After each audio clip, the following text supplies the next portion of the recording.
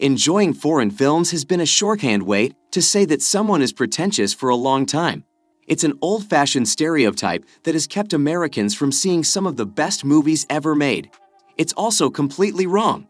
There are a lot of movies from places where people don't speak English that deal with big ideas and complicated topics, sometimes in ways that are very different from what people are used to. But there are also a lot of over-the-top action movies, silly comedies, heartwarming musicals, and stomach-churning thrillers. So, join us as we explore top 10 greatest foreign films of all time.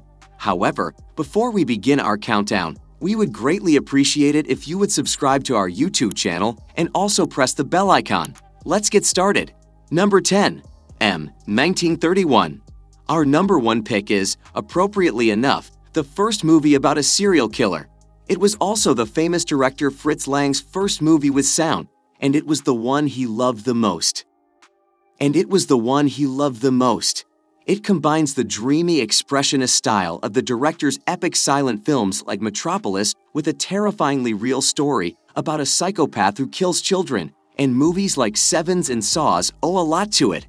But the evil Hans Beckert Peter Lorre is not a cheer-on villain like Jigsaw. First shown as a threatening shadow on the wall, the character is slowly and carefully brought into focus until he himself becomes a victim, being hunted down and brought before a kangaroo court, where the difference between right and wrong almost disappears. Number 9. Rules of the Game, 1939. A title card at the beginning of Jean Renoir's masterpiece says, "This is not a comedy of manners. This is only half true." Even though this story about idle rich people in France is called a country estate farce, it is much more than just a joke about how the rich act. Under the guise of making fun of the bourgeoisie as they navigated romantic minefields. Renoir had also given a clever commentary on Old World Europe, a cry of the heart at the hypocrisy of class pretensions, and a rich, rewarding work of art that is equal parts irony and sympathy. Number 8. Seven Samurai, 1954. Bandits have taken over a quiet village in Japan.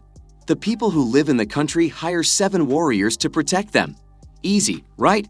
But Akira Kurosawa's game-changing Chanbara takes this simple idea and turns it into one of the best, grandest action movies ever made.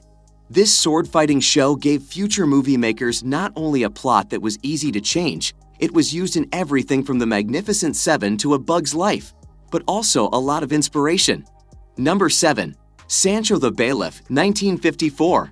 In Kenji Mizugushi's sad tragedy, a kind father says, "Without mercy, man is like a beast." The Japanese director has spent his whole career showing how kindness has to fight to stay alive in a harsh world. Here, he takes a folktale and turns it into a quiet, epic story of enduring against all odds. A mother is taken away from her son and daughter, who are then sold to the main character, a cruel government official. Years go by, and the kids, who are now grown up, have given up on ever seeing their mother again. That is, until they hear a ballad that gives them hope. Every one of the director's signature camera moves and lyrical scenes sets up a climax that is both unbearably heartbreaking and undeniably beautiful. Number 6. Breathless, 1960. Breathless is the most popular and long-lasting film by the late French troublemaker, and its success is due to an effortless cool that can't be faked and hasn't really been matched. By the time Breathless came out, the new wave had already started, but Godard really set the rules for it here with his unusual jump cuts, improvised dialogue, and a score that mixed classical music with French pop. It's about a low-level thief who moves in with an American newspaper girl after being accused of killing a cop. But in reality, it's a movie about 2 very attractive people, specifically Jean-Paul Belmondo and Jean Sebert, who hang out in Paris, talk about pop culture, wear cool clothes, and are just generally cool and attractive together. Number 5. 8½, 1963. Named after Federico Fellini's own filmography, which included 6 features and 3 shorts, this semi-autobiographical story of an auteur-cum-avatar stuck in a rut, Marcello Mastroianni, in his best Euro-swave mode, took interior cinema to a whole new level.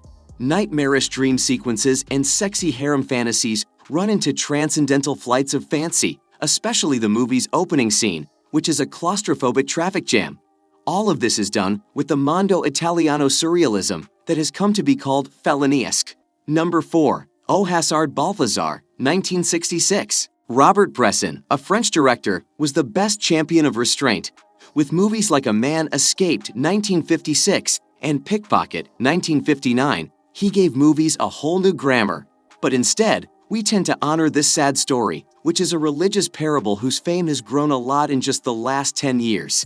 In fact, our main character is a donkey, but don't feel like a dummy for looking into it.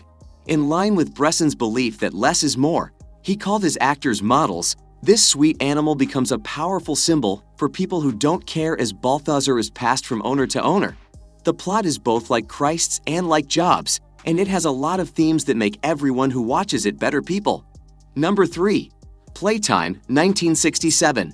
Jacques Tati, known as France's silent clown, grew weary of portraying his foolish alter ego, Monsieur Hulot, and made the decision to leave him behind in the big city. The end product was this gigantic comedy, which ostensibly follows Hulot on his way to a job interview but poetically shifts between individuals throughout the course of the movie, finding pockets of laughter and empathy in every nook and cranny of the frame. As a result of the fact that you can never quite predict where the chuckles will be, subsequent viewings are just as pleasant as the first. Number 2. The Conformist, 1970. The lushness of the 1930s fascist decor in the Italian film was captured by Vittorio Storaro, who would later go on to be the cinematographer for Apocalypse Now. The film was hailed as a visual masterpiece, which was the primary reason for its acclaim. But in a much more underhanded manner, director Bernardo Bertolucci snuck in a staggering amount of psychological depth and intellectual weight to Alberto Moravia's story of a high-ranking bureaucrat's covert decadence in the film. The movie has evolved into the pinnacle of slick, politically motivated filmmaking over the course of its existence. Number 1. Ali, Fear Eats the Soul, 1974. Rainer Werner Fassbinder took the idea of forbidden love from Douglas Sirk's great 1955 Hollywood melodrama, All That Heaven Allows, and applied it to the socially charged present. Emmy, a German housewife, falls in love with Ellie, a young Arab immigrant. This makes her friends and family very unhappy. This movie is so real that it hurts. Fassbinder's portrayal of the relationship, which breaks age and race taboos in a casual way, is groundbreaking. The longer Emmy and Ali are together, the more they show each other their own flaws and faults, like her world-weary certainty and his young, annoying impatience. That's it for today. We hope you found our video interesting. If you did, please give it a big thumbs up and share it with others. Also, if you haven't already, please consider subscribing to our channel. Don't forget to turn on the notification bell so you don't miss any of our new uploads. In the end, thanks for watching and see you next time.